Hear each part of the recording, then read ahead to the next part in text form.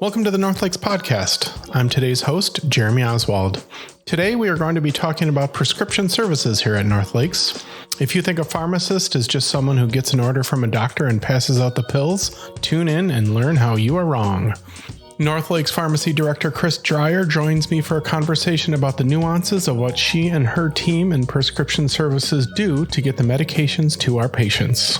Let's talk to Chris.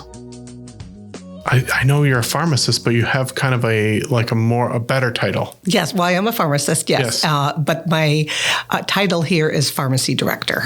And what does that mean? So thanks for being here. How are you? I'm doing good. How about you? Great. So tell us what you do here at NorthLakes Community Clinic. Well, I'm a pharmacist, so I do help with filling prescriptions for patients. But as the pharmacy director, I do a lot of other things.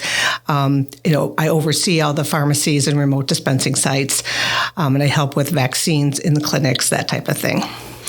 And what is so I'll just start just basic. What does a pharmacist do? Well, a pharmacist does dispense the medications from the prescriptions that the doctor writes. But we make sure that the dosing is correct on the medications. We're checking to make sure there aren't any interactions between the drugs the patient's already on and the new one that they're getting. And then we actually counsel the patient, let them know about the medication, tell them what it's for, what side effects will be, how to store it, all those types of things. And so you're able to take a little bit more time maybe than a physician or whoever's doing the prescribing to kind of talk a little. I'm not saying it doesn't happen with the physician or whoever, the medical provider, but you're able to take a little bit more time and maybe answer some questions that the patient has about, well, what's this going to do to me? Right. So, with the pharmacist, our main focus is the medications, where a provider, they're thinking about all the other things, and the medications is just part of what they do. So we have the time to actually focus on the medications for the patient. And so what's that what is the collaboration between you and the prescriber like? We don't work directly together, but we certainly do communicate if we have questions. Either way, if I have a question or if the provider has a question. So the conversation goes both ways. And how does one become a pharmacist? Well, you have to go to school. These days, it's not just no, you can't just decide. I want to be a pharmacist. Right. Yeah. So you do have to go to school right now. It is a doctorate degree. And so that is at least 6 years of schooling. Once you've done that, you actually have to take a national exam and pass that, and a state exam, pass that, and then you have to have a pharmacist license. So you have to apply for that to get that.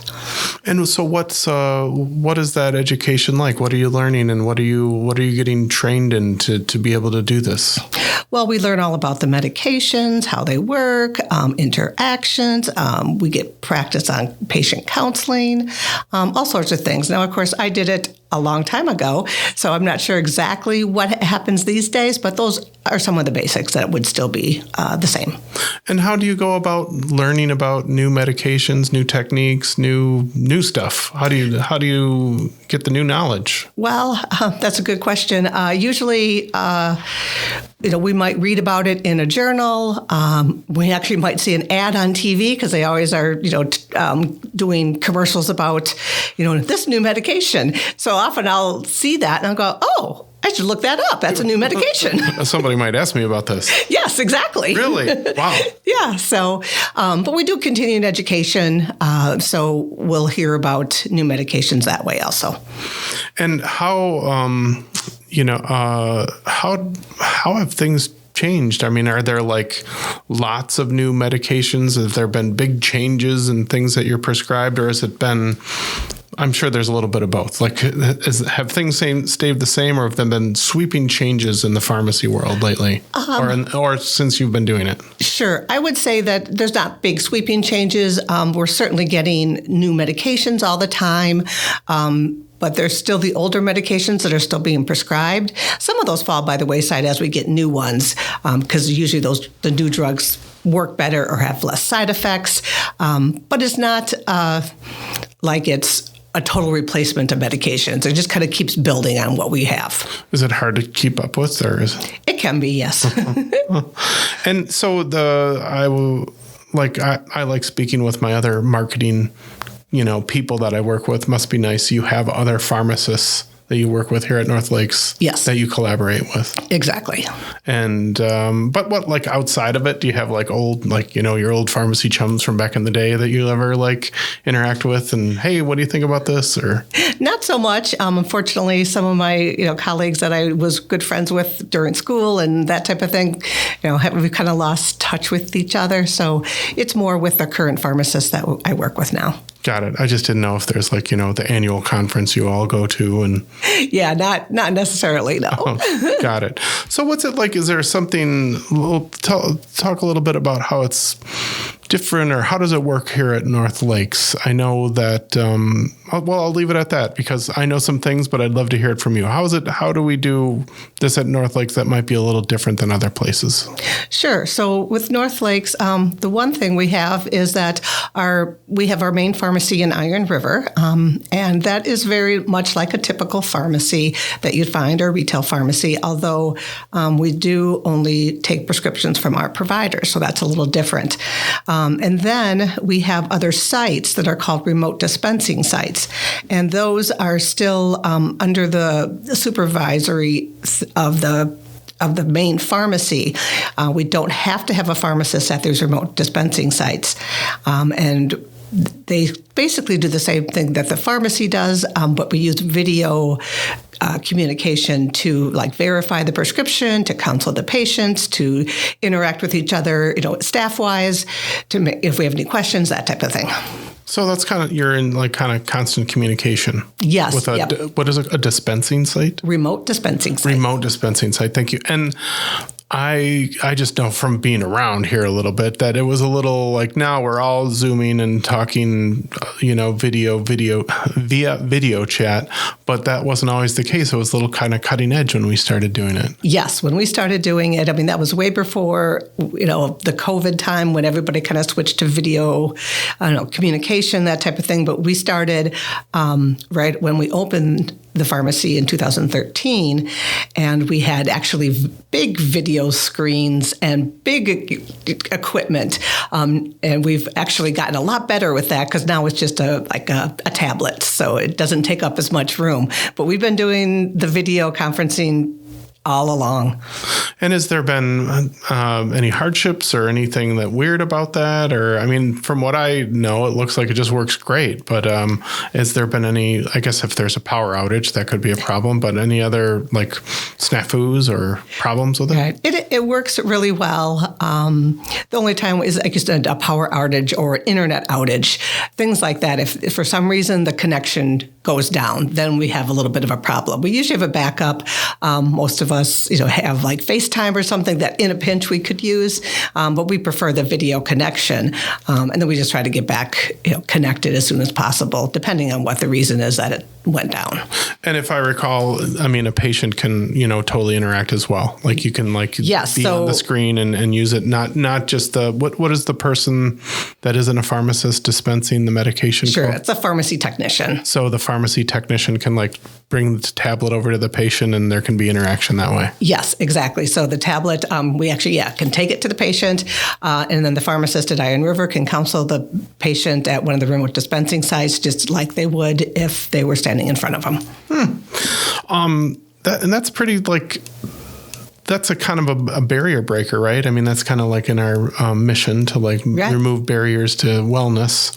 So this has been a thing that we've done to do that. Yes, it's great because we don't require a pharmacist to be at the site on those remote sites. So it makes it easier for us to be able to help the patient, especially in rural areas where we may not be able to get a pharmacist.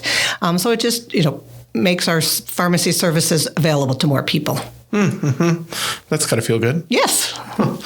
And the other, so I don't know, I came up with a few questions before you came in here. Yeah. And one of them, what's kind of the origin of the pharmacy? Because how did it need to finally kind of be its own standalone building, or there used to be the kind of the drugstore, there was the soda fountain and that sort of thing. Do you know, like you would know better than I do, like how did that come about? Like kind of what's a little bit of an evolution of the pharmacy? Sure. I mean, way back when the pharmacist, there were no prefabricated meds like we have today. So the pharmacist would actually take and mix whatever they needed.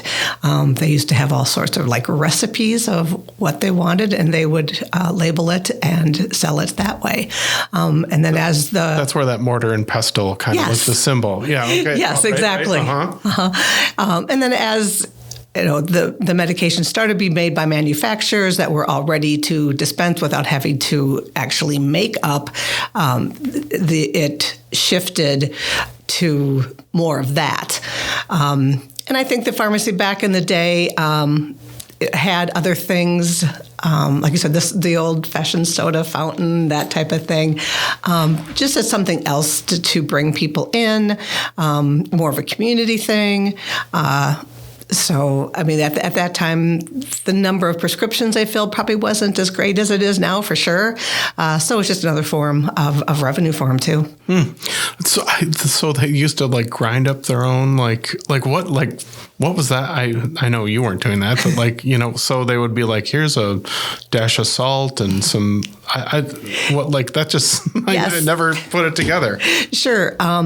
Some things, way back when it was more like herbal, and they're mixing that with, and making it into a tablet or a capsule or that type of thing, or a cream.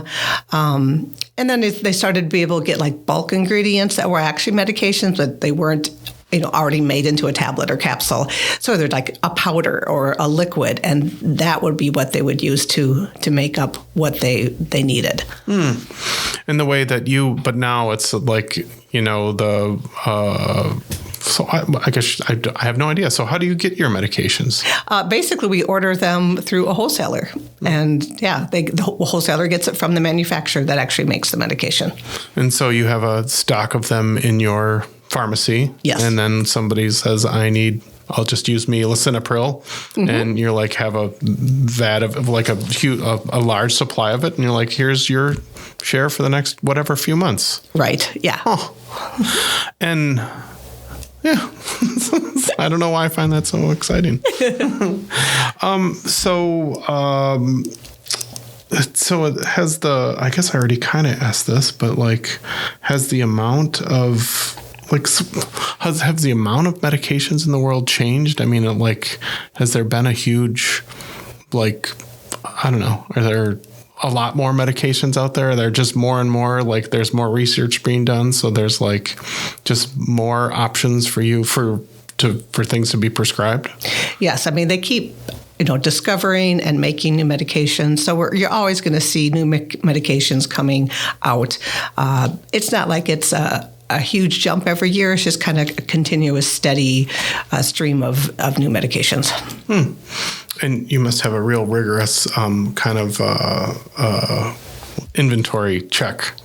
Yes. Yes, so what's on stock at all times, and right. Oh, we're getting low on this, and yes, all done by computer, so it makes it easy. And is that all on you? So is that your job as director? Is to maintain that inventory? No, that gets delegated to the actual staff, the pharmacists and the pharmacy technicians. Mm-hmm. And what is back before my time at NorthLakes, I used to work on conferences, and a lot of times I would be at a pharmaceutical conference. Okay. And it was so all the sales staff would we'd be in Orlando, and they have do a show, and they talk all about, what they're doing great this year. Do you have interactions with those sales reps, or what's that like? Does that still exist? It's been a while since I did that work. I assume there's still sales reps out there doing their thing. Yeah, you'll still see people being reps for manufacturers trying to promote their new drug. We actually don't see a whole lot of them here. I think probably because of our remote location. Mm-hmm. And are they helpful? Is that a good thing? I mean, I get the idea. They're there to promote their thing. They're trying to sell something. They're trying to make money. But are they knowledgeable and helpful, or not? It depends. Some of them are quite knowledgeable and able to talk about it. Other ones you can tell, memorized what the company wants them to say, and they don't really know much else besides that. Got it. Are there many other community health centers that have prescription services? There's around, I think it's like 19 community health centers in the state of Wisconsin, but I believe there's only like 4 or 5 that actually have pharmacies in-house. In Wisconsin? In Wisconsin, yes. But nationwide, it's not like unheard of that they're out there. And Right. I don't know about other states, how many they have, but there's going to be them across the country. Got it. Are there things that are commonly prescribed out of North Lakes? Like, do you have like, I don't even know how to ask this. Like, what are you dispensing often? So we see a lot of medications for some of the more common diseases like diabetes, high blood pressure, high cholesterol, thyroid, issues, things like that. Those are probably the most common. Of course, there's a lot of less common disease states that we also fill prescriptions for. And are you ever like kind of like, oh, where do I find that? Like you get something prescribed and you're like, oh, I need to special order that. Right. Or do you have everything on hand at all times? Oh, no. We keep on hand the drugs that we use. Obviously, some of them a lot of people are on, so we definitely have those in stock. If someone starts on something new that we don't have, we order it in for them, and then we do keep it on hand so that when they have a refill, it's available for them. Great. And has it always been, is there new technology that's coming down or anything that's happened recently that makes your job easier? Other than we've already talked a little bit about the video connection. Right.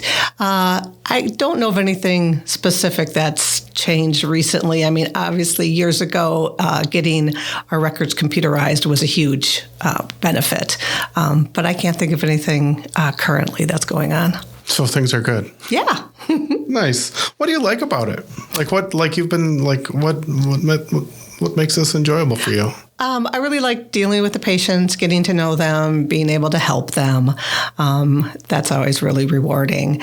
I also like pharmacy is very detailed oriented, and I kind of like that too. Mm-hmm. So it's everything in its place. And yes. Yes. Nice. Do you deal with how do people try to bring old medicines to you? Do you like to do that?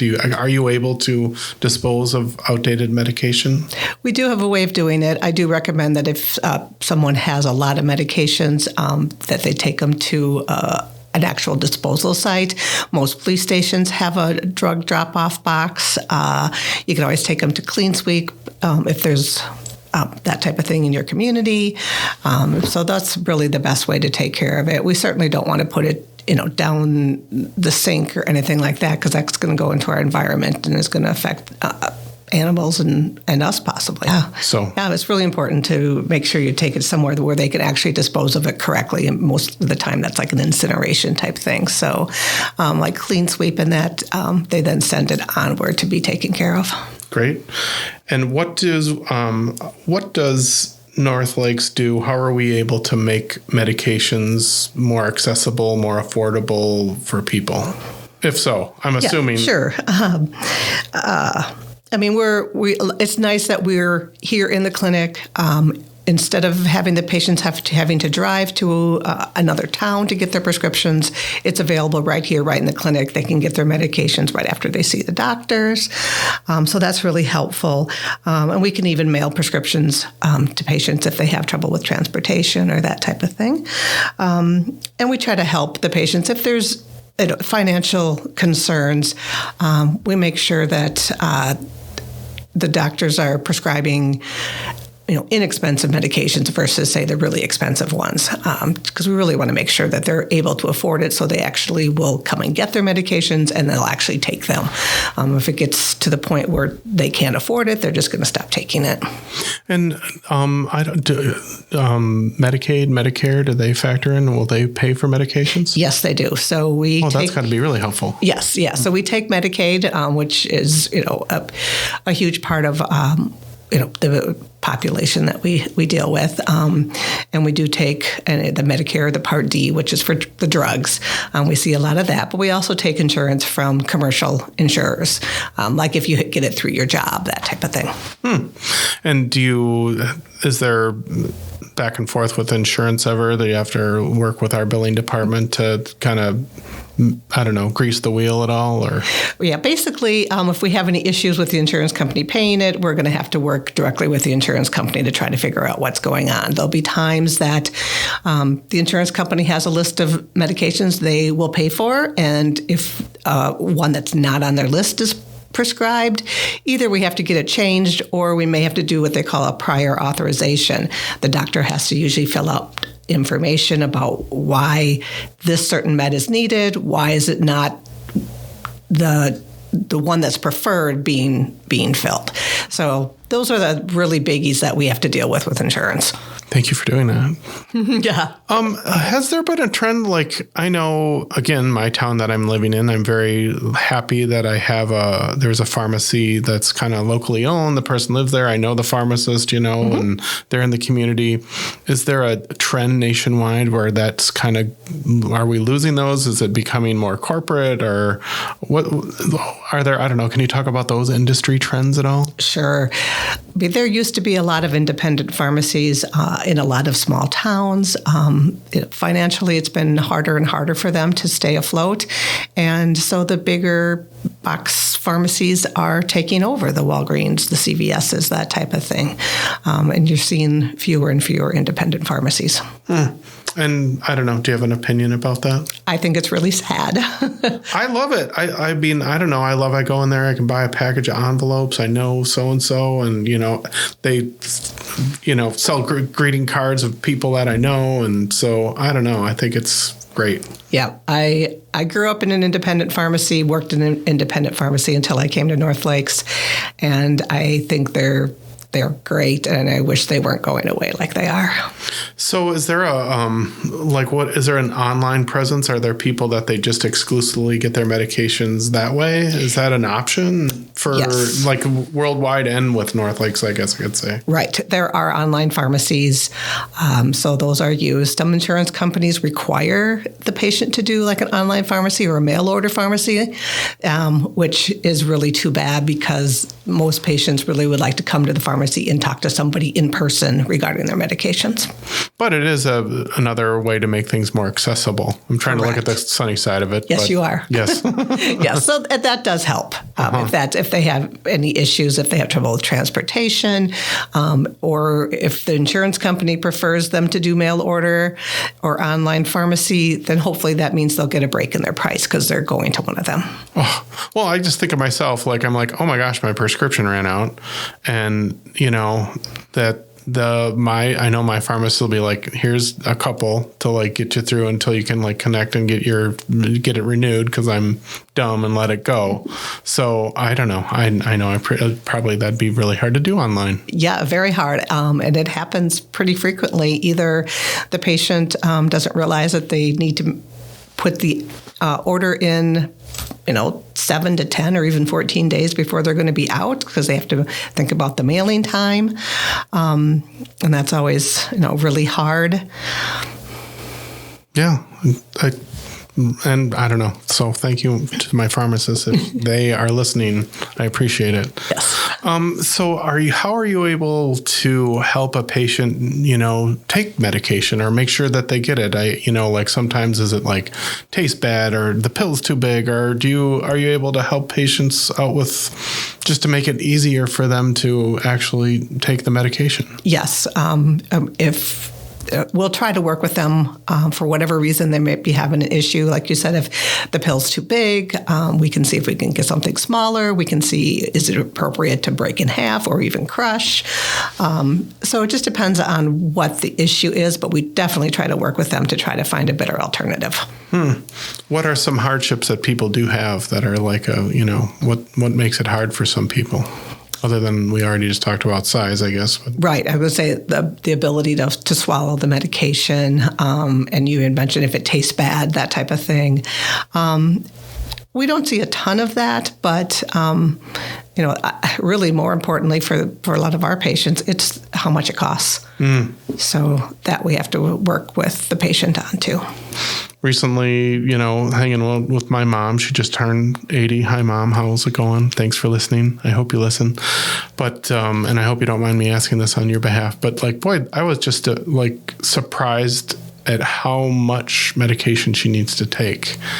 Do you have advice, or do you know, is there anything that you do to help people kind of keep it organized so that they know they're taking it, or, I don't know, are you able to help out with that, or that's not you just get it in their hands and that's kind of, I'm not trying to sound cold, but it is up to them to find help if they need it. Well, that is true. We don't usually help patients, say, with putting meds in a med box, trying to organize things that way. We do for a few patients just because they have a great need. But it's really important for the patient to kind of understand what medicines they're taking, asking their provider, do I need to be taking all of these?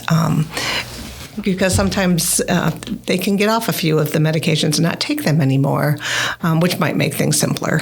So, and I mean, that's the responsibility of the provider. At some time, my mom had a few different providers. There must be one that kind of needs to coordinate it all. Yes, usually you have a primary care provider that does coordinate things from specialists, that type of thing. But it can get really complicated, so it's really difficult to manage everything, especially for the patient. Yeah. All right, I got one last question for you, unless there's anything else you would like to talk about. Not that I can think of. All right, well, what's in your car right now? What's in my car right now? Oh, golly. So probably the most interesting thing that's in my car right now is a little DeWalt machine that you can use to put air in your tires. And it's run by just a regular DeWalt battery, and you just turn it on and you set what pressure you want the tire at and push a button and it does it for you. Does it live in there? It does for now. For some reason, all my tires were really low last week, and so my husband and I filled them up, and he's like, why don't you just keep this in your car for a while? He prescribed that to you. There we go. Yes. Oh, I just got such a kick out of myself right there.